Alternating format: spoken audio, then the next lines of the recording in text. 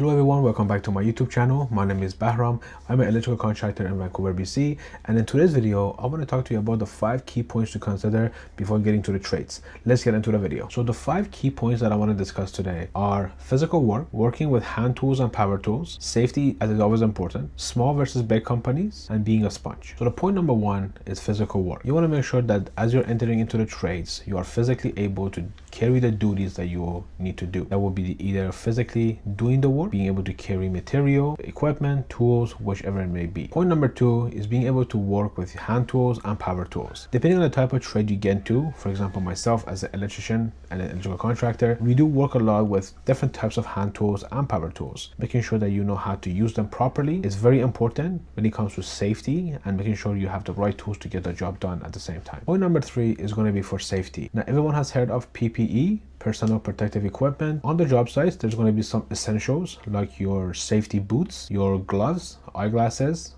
or safety glasses, and depending on what other jobs you do, you may need different things. Either way, you want to make sure that you are working safely, that is either for yourself, and also your work environment is always kept in a safe manner, clean and tidy, to be able to reduce any injuries or incidents. Point number 4 is going to be deciding between starting with a small versus a big company. Depending on what kind of goals you have within your career, it may be beneficial to choose one over the other. One thing that I have noticed is a lot of tradespeople who start with smaller companies are able to get more experience out of it. With the bigger companies, normally just because there are different types of staff that they have, you may be stuck doing one type of work for a long period of time, which even though you become very experienced in that one section, you're only limited to that section and you won't be able to get a lot of hands-on in different type of work. And now for myself as an electrician, when I was starting out, starting with a smaller company, it was a company that only had a few guys working with them. I was able to get experience in residential, commercial, finishing work, rough-end work, electrical panel service type of work, and it was great. I personally would recommend whoever it is starting out to go with a smaller company for that purpose. Obviously, there's nothing wrong with starting with a small company, going with a bigger company,